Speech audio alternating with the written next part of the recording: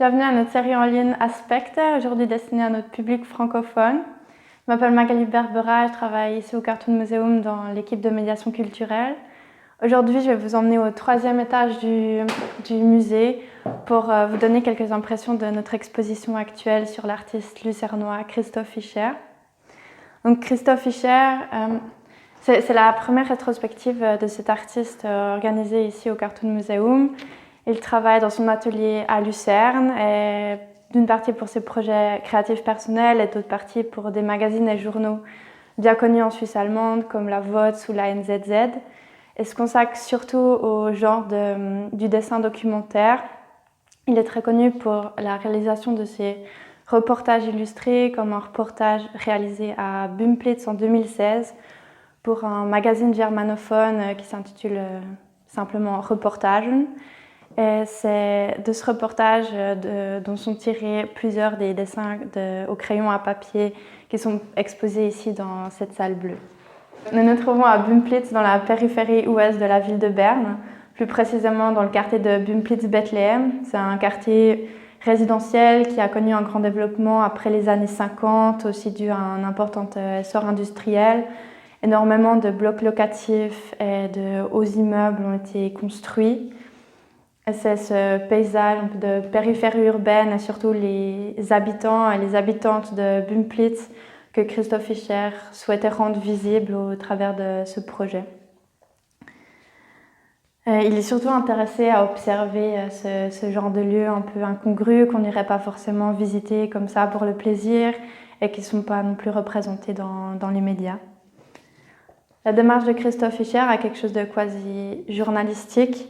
Il part dessiner directement sur le terrain, juste muni de son bloc de dessin. Mais au contraire d'un reportage photo, par exemple, surtout actuellement avec l'information qui doit aller toujours très très vite, la pratique documentaire du dessin reste une pratique très lente qui a besoin de beaucoup de temps. Et aussi le rapport entre l'artiste et ses modèles est très différent qu'au travers d'un objectif d'une caméra, par exemple. Normalement, Christoph Fischer accompagne ses reportages encore de notes de terrain. Ça peut être des descriptions de bâtiments, de paysages ou alors des bribes de conversation qu'il a entendues au fil de ses recherches.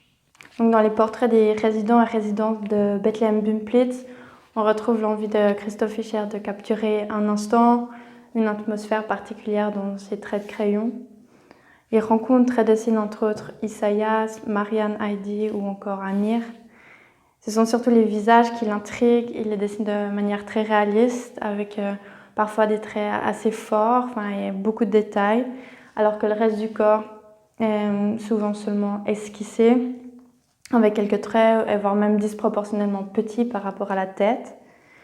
Ces visages, je trouve qu'ils transmettent une impression d'intimité qui suscite l'empathie avec la personne, qu'on a envie d'apprendre plus sur leur vie. À côté des personnages, Christoph Fischer est sensible à la personnalité de ces lieux urbains. D'une partie à leur configuration architecturale, mais aussi à la place de la nature, que ce soit sous forme de parcs, entre des immeubles ou entre des arbres qui poussent entre des bâtiments. Tout comme ces portraits, je vois avec les contrastes entre ton de gris et le blanc de la feuille, avec toujours la même technique de dessin en hachure. Il réalise des croquis de centres commerciaux, de passages piétons avec le paysage qui l'entoure ou encore de jardins communautaires devant des grands immeubles. Mais toutes ces œuvres en général révèlent toujours son œil pour le détail. Il représente ces scènes urbaines de manière très réaliste, comme les portraits, mais un dessinateur doit toujours faire un choix.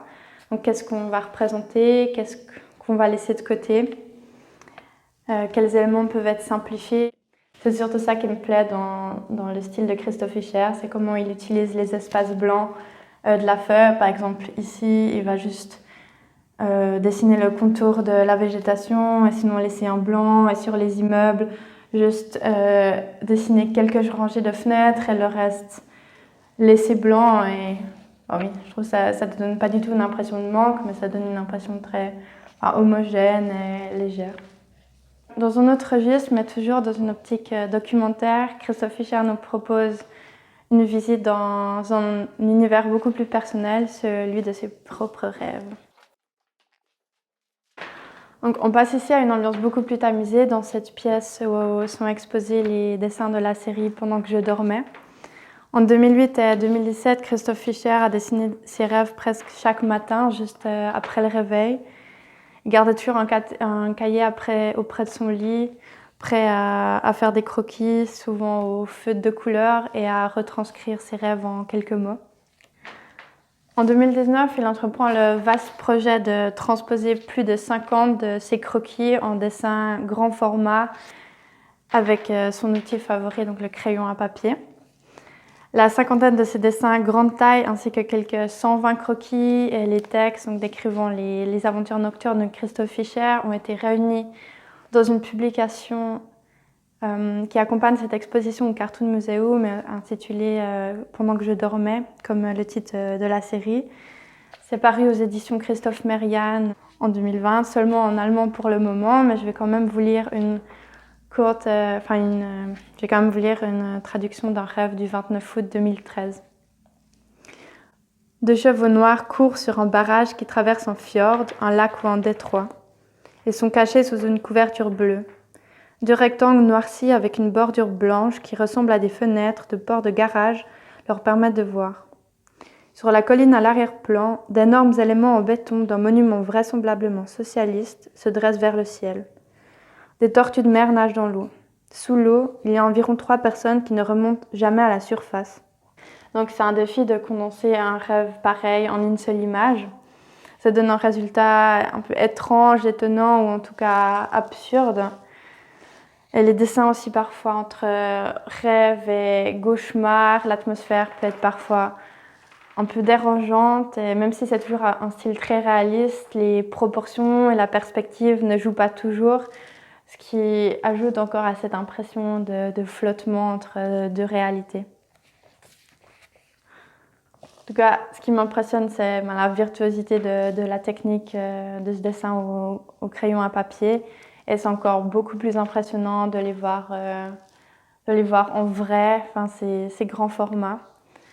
Donc merci d'avoir participé à cet épisode francophone de notre série. Et maintenant que le musée a réouvert ses portes, ça vaut la peine de venir visiter en personne l'exposition et de vous laisser impressionner par ces dessins de rêve en grand format. Donc bien sûr, nous continuerons aussi de proposer un programme en ligne. Dans la prochaine vidéo prévue pour le 27 mai, ce sera la directrice du Cartoon Museum, Annette Guéric, qui vous guidera en allemand cette fois à travers l'exposition. Et en allemand aussi, le 3 juin, ma collègue Judith Schifferle parlera du thème des couleurs dans le 3e épisode de la série Aspect. Merci, tschüss.